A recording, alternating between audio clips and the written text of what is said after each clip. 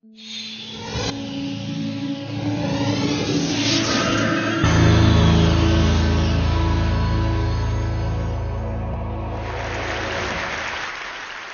grew up interacting with the physical objects around us, and there are enormous number of them that we every day use.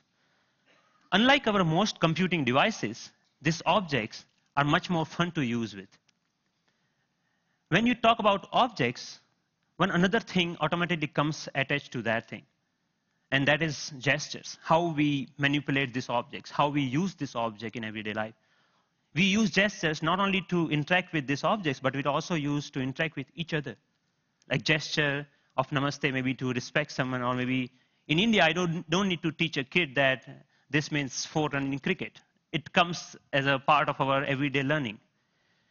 So I'm very interested from beginning that how can our knowledge about everyday objects and the gestures and how we use this object can be leveraged to our interaction with the digital world.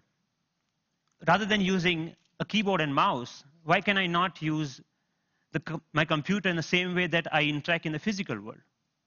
So I started this exploration around 8 years back, and it literally started with a mouse on my desk.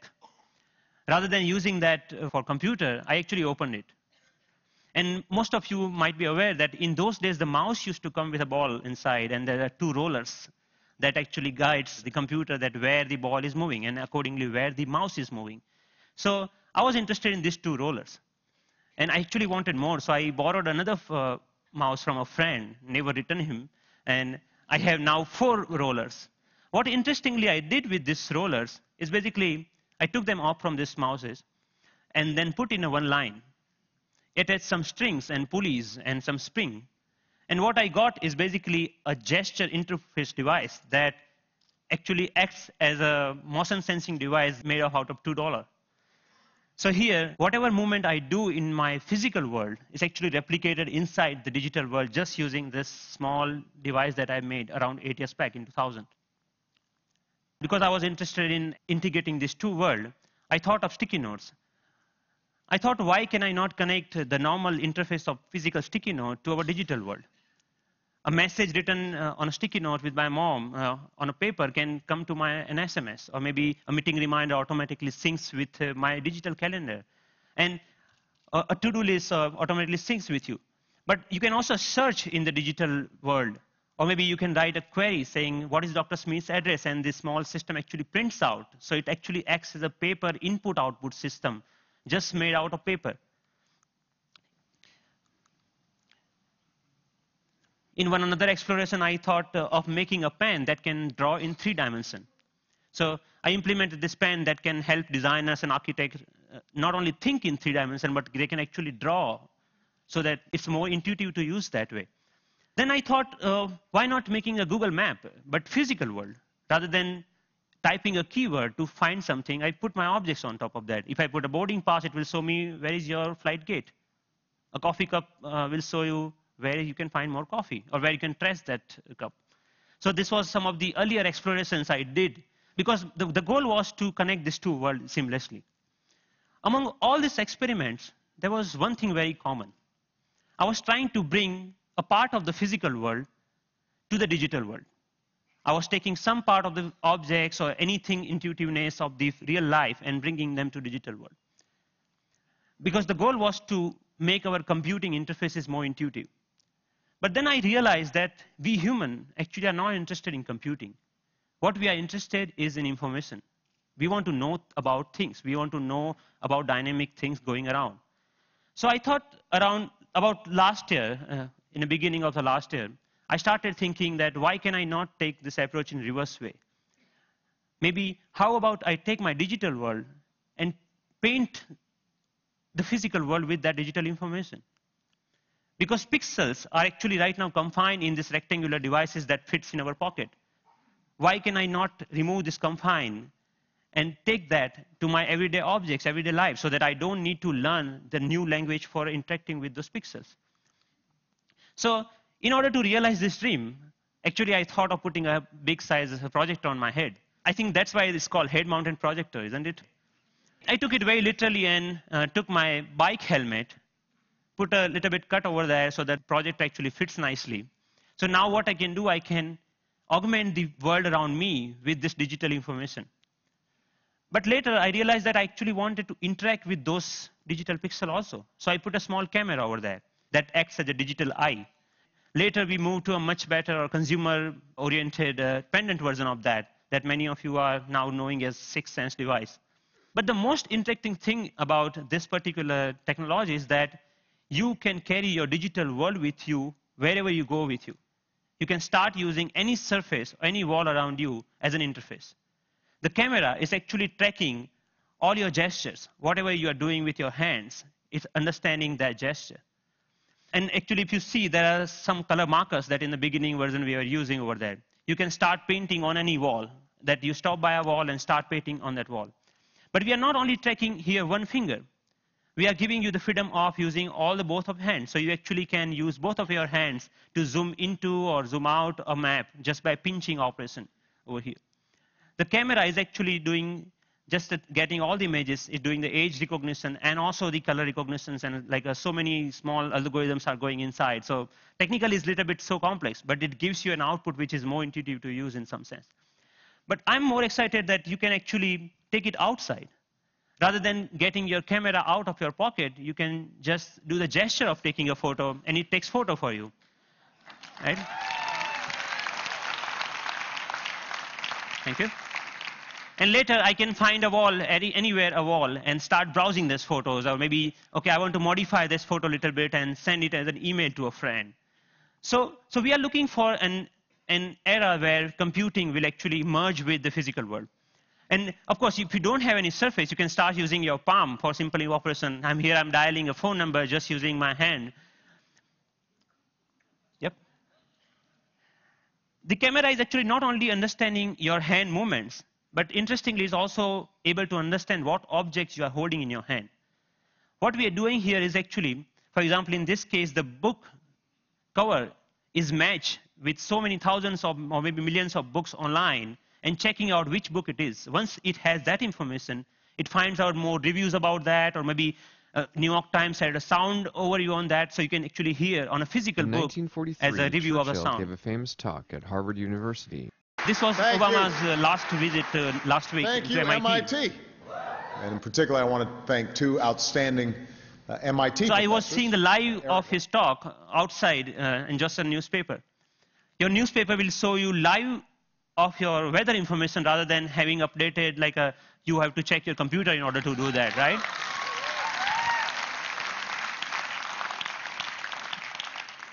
When I'm going back, I can just use my boarding pass and to check, oh, my flight has been how much delayed. Because at that particular time, I'm not feeling of opening my iPhone and checking out a particular icon. And I think this technology will not only change the way, yes, it will change the way we interact with people also, not only the physical world. The fun part is like I'm going to Boston Metro and playing Pong game inside the train on the ground, right? And I think the imagination is the only limit of what you can think of when this kind of technology merging with the real life. But many of you argue, actually, that all of our work is not only about physical objects. We actually do lots of accounting and paper editing and all this kind of thing. What about that? And many of you are actually excited about the next generation tablet computers to come out in the market. So rather than waiting for that, I actually made my own, and just using a piece of paper. So what here I did is remove the camera. All the cameras, webcam, have a microphone inside that camera. I removed that microphone from that, and that just pinch that, like just make a clip out of that microphone and clip that to a piece of paper, any paper that you found around. So now the sound of the touch is exactly getting me when exactly I'm touching the paper. But the camera is actually tracking where my fingers are moving. You can, of course, watch movies. Good afternoon. My name is Russell, and I am a wilderness explorer in Tribe 54. And you can, of course, play games. Here, the camera is actually understanding how you're holding the paper and playing the car racing game.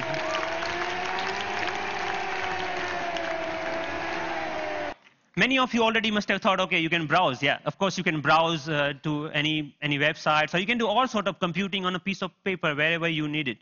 So, but more interestingly, I'm interested that how we can take that in a more dynamic way. When I come back to my desk, I can just pinch that information back to my desktop so that I can use my full-size computer. And why only computers? We can just play with papers. Like paper world is interesting to play with. So here I'm taking a part of a document and putting over here the second part of from second place, and I'm actually modifying the information that I have over there. Yeah, and then I'm saying, okay, this looks nice. Let me print it out, that thing. So I have a now printout of that thing, and now, so the workflow is more intuitive the way that we used to do before, maybe 20 years back, rather than now switching between these two worlds. So as a last thought, I think that integrating information to our everyday objects will not only help us to get rid of the digital divide, the gap between these two worlds, but will also help us in some way to stay human, to be more connected to our physical world. And it will actually help us not end up being machines sitting in front of another machines. So that's all. Thank you.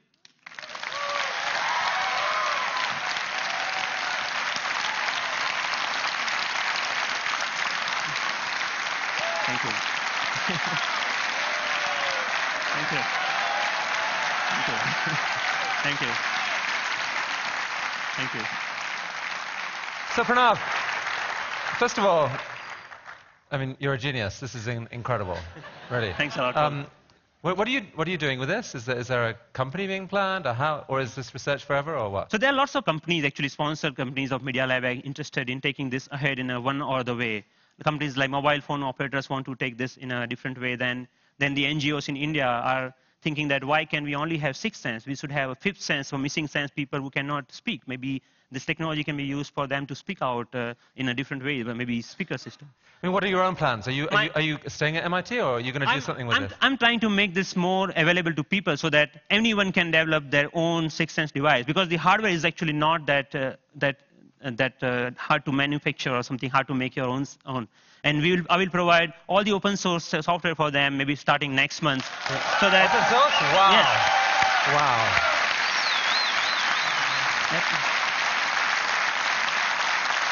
Are you going to come back to India with some of this at some point? Yes, of course. I mean, what are your plans? MIT, India, how are you going to split your time going forward? There is a lot of energy here, lots of learning. Like all of this work that you have ever seen is all about my learning in India. And now even if you see, it's more about the cost effectiveness.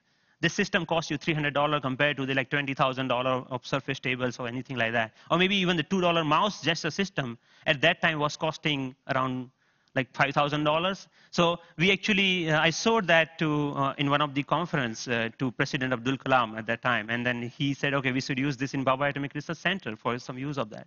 So I'm more excited about how I can bring the technology to masses rather than just staying that technology into lab or environment, something like that. Based on the people we've seen at TED, I would say you're truly one of the 2 or 3 best inventors in the world right now. And it's been an honor to have you here at TED. Thank you. Thank you so much. Nice meeting you. It's fantastic.